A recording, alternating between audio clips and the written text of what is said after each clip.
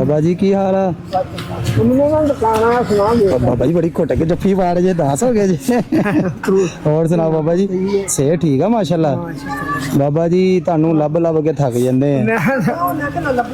ਨਿਆਣਾ ਦੁਕਾਨਾਂ ਨੂੰ ਦੱਸਿਆ ਦੁੱਧ ਹੀ ਆਲਿਆਂ ਅੱਛਾ ਜਦੋਂ ਕੋ ਆਪਾਂ ਜਿੱਥੇ ਖਲੋ ਕੇ ਲਿਖਿਆ ਸੀ ਨੰਬਰ ਅੱਛਾ ਅੱਛਾ ਹਾਂਜੀ ਉਹਨਾਂ ਨੇ ਦੱਸਿਆ ਅੱਛਾ। ਕਹਿੰਦਾ ਯਾਰ ਤੈਨੂੰ ਬੰਦਾ ਦੋ ਲੱਭਦੇ ਮੈਂ ਚੱਲ ਮੈਨੂੰ ਪਤਾ ਲੱਗ ਗਿਆ ਆਪਾਂ ਨੂੰ ਉਹਦਾ ਮੈਂ ਉਦੋਂ ਵੀ ਤੁਹਾਨੂੰ ਲੱਭਣ ਦੇ ਆ ਅਸੀਂ ਹੁਣ ਮੈਂ ਇੱਥੇ ਹੁਣੇ ਆਖਰ ਉੱਤੇ ਹੁਣ ਬਾਬਾ ਜੀ ਹੁਣ ਤੁਸੀਂ ਦੱਸੋ ਦਿਲ ਖੋਲ ਕੇ, ਸਹੀ ਗੱਲ ਬੱਚਾ ਮੈਂ ਤੁਹਾਡਾ, ਕੋਈ ਨਹੀਂ ਤੁਹਾਨੂੰ ਹੁਣ ਪਰੇਸ਼ਾਨੀ ਕੀ ਆ, ਮਸਲਾ ਕੀ ਆ?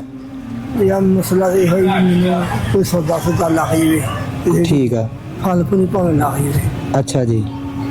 ਤੇ ਮੈਂ ਵੀ ਲਿਆ ਨਹੀਂ ਕੀ ਤੁਸੀਂ ਉਦੋਂ ਮੈਨੂੰ ਕੀ ਦੱਸਣ ਦੇ ਸੀਗੇ ਕਿ ਮਾਲਟੇ ਮੂਲਟੇ ਨਹੀਂ ਫਰੂਟ ਤੇ ਤੁਹਾਨੂੰ ਲੱਗ ਗਿਆ, ਉਹ ਤੇ ਇਨਸ਼ਾਅੱਲਾ ਅਸੀਂ ਉਹ ਕਰਵਾ ਦੇਵਾਂਗੇ।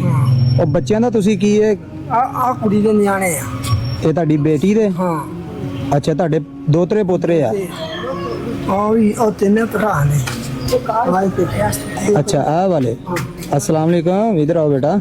ਇਸ ਕੁੰਨੇ ਜਾਂਦੇ ਆ अच्छा ਦੱਸੇ ਵੀ ਜਾਂਦੇ ਆ ओ बिस्मिल्लाह बिस्मिल्लाह। ਜਾਂਦਾ ਨਾ ਬੱਚੇ ਸ਼ਾਦੀ अच्छा मतलब हुण ਜਿਹੜੀ ਤੁਹਾਡੀ ਕੋਈ ਬੇਟੀ ਆ ਉਹਦੇ ਬੱਚੇ ਜਿਹੜੇ ਨੇ ਉਹ ਯਤੀਮ ਆ ਤੇ ਤੁਸੀਂ ਆਪਣਾ ਉਹਨਾਂ ਵਾਸਤੇ ਕਹਿੰਦੇ ਆ ਕਿ ਕੋਈ ਥੋੜਾ ਜਿਹਾ ਨਾ ਕੋਈ ਰਿਜ਼ਕ ਦਾ ਇੰਤਜ਼ਾਮ ਹੋ ਜਾਵੇ ਤਾਂ ਕਿ ਸਕੂਨ ਨਾਲ ਪੜਨਗੇ ਤੇ ਖਾਣਗੇ ਰੱਜ ਕੇ ਚਲੋ ਮਾੜਾ ਮੋਟਾ ਬਾਬਾ ਜੀ ਸਾਹ ਨਾਲੋਂ ਪਹਿਲੇ ਨੰਬਰ ਤੇ ਮੈਂ ਅੱਲਾ ਦੀ ਕਸਮ ਹੈ ਤੁਹਾਡੀ ਹਿੰਮਤ ਦੀ ਦਾਤ ਦਿੰਦਾ ਕਿ ਤੁਸੀਂ ਇਸ ਉਮਰ ਦੇ ਵਿੱਚ ਵੀ ਮਿਹਨਤ ਮਸ਼ੱਕਤ ਕਰਕੇ ਤੇ ਤੁਸੀਂ ਇਹਨਾਂ ਨੂੰ ਪੜ੍ਹਾਉਣਾ ਚਾਹ ਰਹੇ ਤਾਂ ਕਿ ਇਹਨਾਂ ਦਾ ਮੁਸਤਕਬਲ ਸਵਰ ਜੇ। ਜਿਹੜੀਆਂ ਮੁਸ਼ਕਲਾਂ ਅਸੀਂ ਵੇਖਦੇ ਆ ਉਹ ਸਾਡੇ ਬੱਚੇ ਨਾ ਵੇਖਣ। ਬੜੀ ਗੱਲ ਬਾਬਾ ਜੀ ਹੁਣ ਤੁਸੀਂ ਦੱਸੋ ਹੁਣ ਅਸੀਂ ਤੁਹਾਡੇ ਵਾਸਤੇ ਕੀ ਕਰੀਏ? ਤੁਸੀਂ ਜੋ ਕਹਿਣਾ ਆਪਾਂ ਕਰ ਦੇਣਾ ਇਨਸ਼ਾਅੱਲਾ। ਮੈਨੂੰ ਫਲ ਫੁੱਲ ਲਵਾ ਦਿਓ ਰੇੜੀ ਦੇ ਉੱਤੇ ਫਲ ਫਰੂਟ ਲਵਾ ਦਈਏ ਤੁਹਾਨੂੰ, ਫੇਰ ਨਿਜ਼ਾਮ ਚੱਲ ਜਾਏਗਾ ਮਾਸ਼ਾਅੱਲਾ। ਰੋਟੀ ਸਿੱਧੀ ਇਹ ਖਾਣਗੇ ਮੈਂ ਕਮਾਉਂਗੀ ਇਹ ਤੁਸੀਂ ਕਮਾਓਗੇ ਤੇ ਇਹ ਖਾਣਗੇ। ਇਹ ਕੱਲ ਨੂੰ ਵੱਡੇ ਹੋ ਕੇ ਤੁਸੀਂ ਖਿਦਮਤ ਵੀ ਕਰਨੀ ਹੈ ਇਹਨਾਂ ਦੀ।